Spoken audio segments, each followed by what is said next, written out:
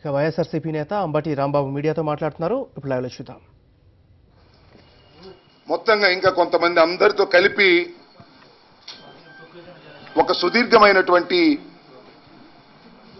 విస్తృత సమావేశం జరిగింది. దానిలో రాష్ట్రంలో ఉన్నటువంటి ప్రస్తుతం ఉన్నటువంటి పరిస్థితుల్ని కూలంకుషంగా చర్చించి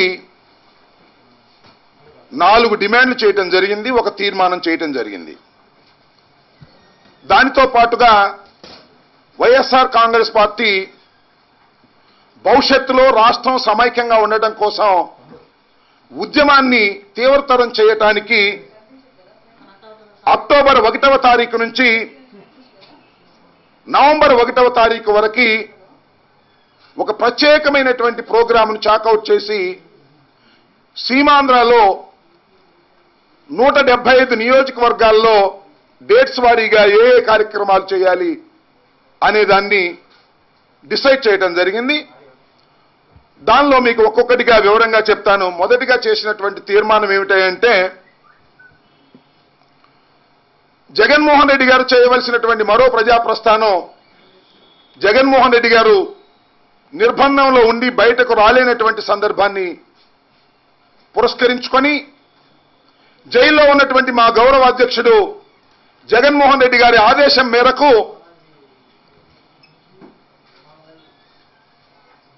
సుదీర్ఘమైనటువంటి పాదయాత్ర మరో ప్రజాప్రస్థానాన్ని 3112 కిలోమీటర్లు దిగ్విజయంగా పూర్తి చేసినటువంటి షర్మిల గారిని, అదేవిధంగా షర్మిల గారితో పాటు అడుగులో అడుగు వేసి నడిచినటువంటి కొంతమంది వ్యక్తులు, అదేవిధంగా నియోజకవర్గాల్లో ఆమె ప్రవేశించినప్పుడు ఆమెతో పాటు నడిచినటువంటి అనేక మంది వైఎస్ఆర్ కాంగ్రెస్ పార్టీ కార్యకర్తలకి, అదేవిధంగా ఈ ఏర్పాట్లని పర్యవేక్షించిన వారికి వీరందరికీ కూడా అభినందిస్తూ ఒక తీర్మానం చేయడం జరిగింది.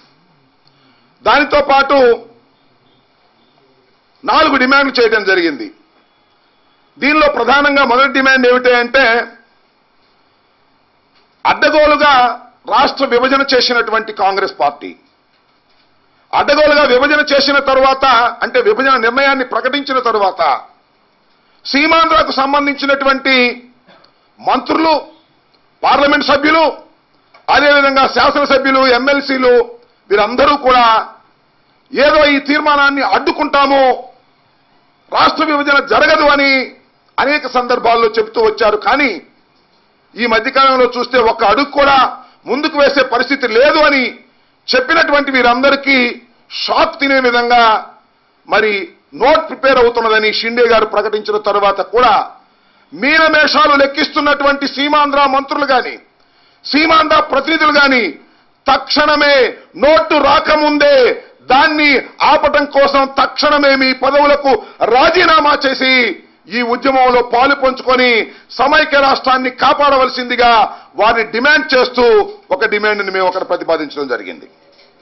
రెండవది, చంద్రబాబు నాయుడు గారు 2008లో ప్రణబ్ ముఖర్జీ గారికి చంద్రబాబు నాయుడు గారు ఒక లెటర్ ఇచ్చారు. ఆ లెటర్ ప్రకారం ఈ రాష్ట్రాన్ని 2గా చీల్చుకోవచ్చు అనేటువంటి ఉద్దేశంతో ఇచ్చినటువంటి లెటరు ఇచ్చిన తర్వాత దాన్నే మళ్ళా షిండే గారికి పోయిన సంవత్సరం కూడా ఆ లెటర్నే ఫార్వర్డ్ చేస్తూ వచ్చారు. ఇవాళ రాష్ట్రం 2గా చీల్చడానికి ప్రయత్నం చేసిన తర్వాత కాంగ్రెస్ పార్టీ అంటున్నది, చంద్రబాబు నాయుడు గారు తెలుగుదేశం పార్టీ కూడా లెటర్ ఇవ్వడం వల్లనే అన్ని పార్టీలు అంగీకరించాయనే మాట మాట్లాడుతూ ఉన్నారు.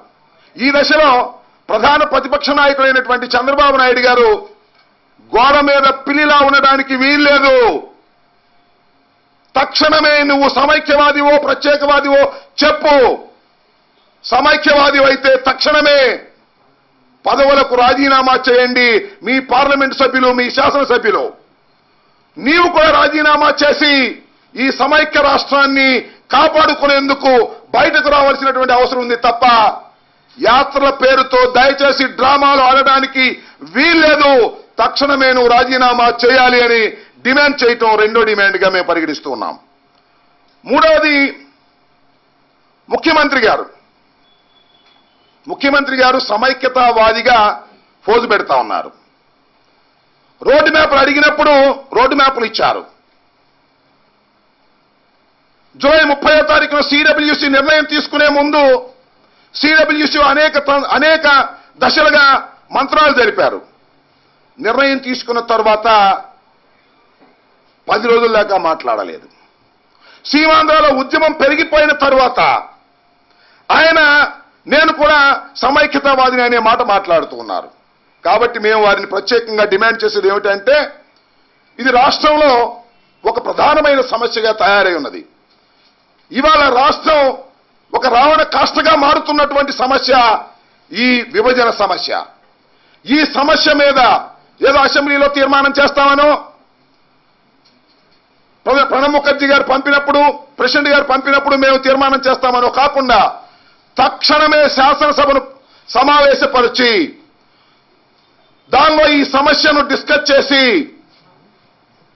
ఈ రాష్ట్రాన్ని సమైక్యంగానే ఉంచవలసిందిగా తీర్మానం చేసి పంపవలసిందిగా కాంగ్రెస్ పార్టీని, ముఖ్యమంత్రిని డిమాండ్ చేస్తూ మరొక డిమాండ్ కూడా దీనిలో ప్రస్తావించడం జరిగింది.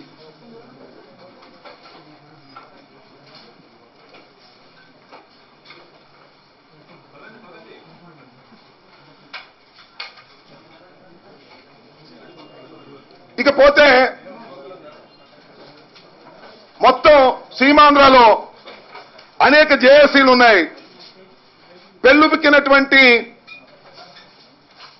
ఉద్యమం ఒకవైపున జరుగుతూ ఉన్నటువంటి దశ.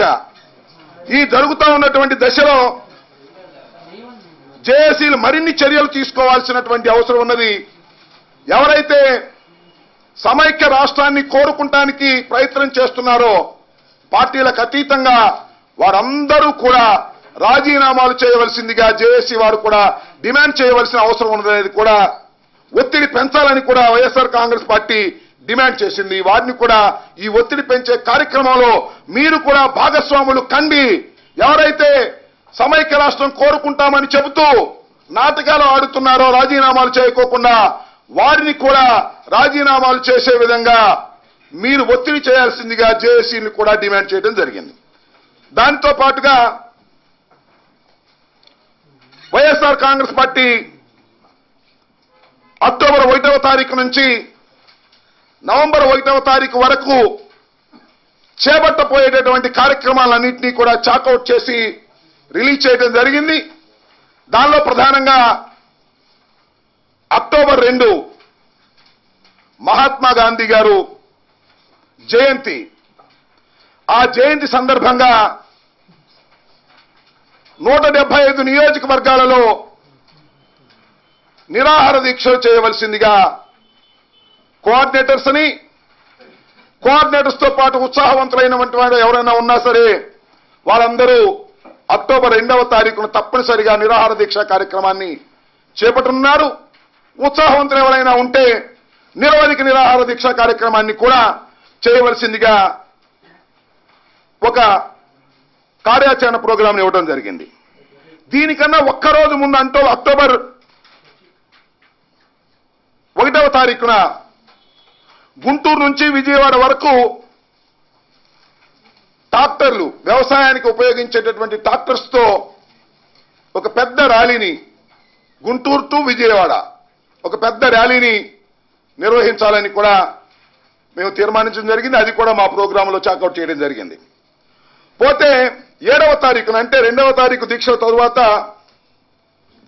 ఎవరైతే మంత్రులు, ఎవరైతే కాంగ్రెస్ కి టీడీపీకి చెందినటువంటి ఎమ్మెల్యేలు, ఎమ్మెల్సీలు, ప్రజాప్రతినిధులు ఎవరైతే ఉన్నారో 2-4 ధోరణితో వారి పార్టీలు వ్యవహరిస్తున్నాయో వారి ఇళ్ల ముందు వెళ్లి శాంతియుతంగా వారందరినీ కూడా రాజీనామాలు చేసి ఈ ప్రజా ఉద్యమంలో భాగస్వాములు కండి అని వారికి పూలగుచ్చాలు ఇచ్చి వారిని డిమాండ్ చేస్తూ, శుతిమెత్తనగా డిమాండ్ చేస్తూ ఉద్యమంలో భాగస్వాములుగా వారిని రావాల్సిందిగా డిమాండ్ చేస్తూ 7వ తారీఖున టీడీపీ, కాంగ్రెస్ ప్రజాప్రతినిధులందరి ఇళ్ల ముందు కూడా వైఎస్ఆర్ కాంగ్రెస్ పార్టీ ఈ డిమాండ్ కార్యక్రమాన్ని నిర్వర్తిస్తుంది. అదేవిధంగా 10వ తారీఖున అన్ని మండల కేంద్రాల్లోనూ రైతులతో దీక్షా కార్యక్రమాన్ని నిర్వహించాలని నిర్ణయించడం జరిగింది. అలాగే 17వ తారీఖున అన్ని నియోజకవర్గాల కేంద్రాల్లో రిక్షాలు, ఆటోలు, వాటికి సంబంధించినటువంటి వారందరితో సమైక్య నినాదంతో ఒక ర్యాలీ నిర్వహించాలనేది కూడా తలపెట్టడం జరిగింది.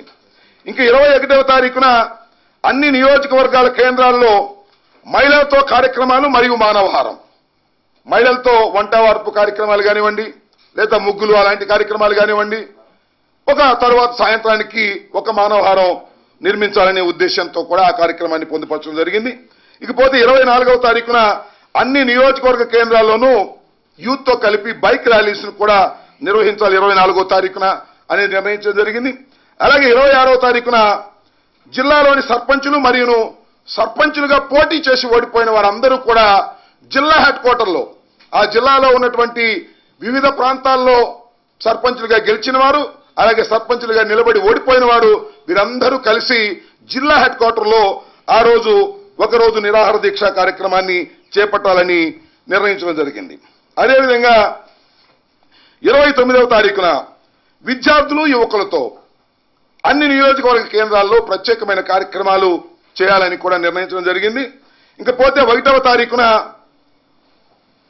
ఆ రోజు ఆంధ్ర రాష్ట్ర అవతరణ దినోత్సవం, ఆంధ్ర అవతరణ దినోత్సవం సందర్భంగా అన్ని గ్రామ పంచాయతీల్లో కూడా సమైక్యంగా రాష్ట్రాన్ని అట్టిపెట్టాలి అనేటువంటి ఒక తీర్మానాన్ని కూడా ఆ రోజున అన్ని పంచాయతీల్లో, ఈ 175 నియోజకవర్గాలకు సంబంధించినటువంటి అన్ని పంచాయతీల్లో తీర్మానాలు చేయాలని ఒక నెల ప్రోగ్రాం అక్టోబర్ 1వ తారీఖు నుంచి నవంబర్ 1వ తారీఖు వరకు కూడా ఈ సీమాంధ్రలో ఉద్యమాన్ని ఉధృతం చేసేటటువంటి కార్యక్రమం.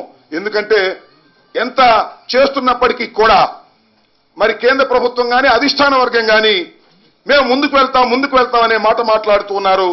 నోట్ పంపించే కార్యక్రమం చేస్తున్నారు. కాబట్టి కేంద్ర ప్రభుత్వాన్ని మెడలు వంచైనా సరే ఈ రాష్ట్రాన్ని సమైక్యంగా ఉంచటం కోసం మనం ఈ ఉద్యమాన్ని ఉధృతం చేయాలి, మరింత ఉధృతం చేయాలనేటువంటి ఉద్దేశం వైఎస్ఆర్ కాంగ్రెస్ పార్టీ సంకల్పించింది. దానికి తగ్గట్టుగానే ఈ 1 మంత్ కార్యక్రమాన్ని కూడా ఇవ్వటం జరిగింది.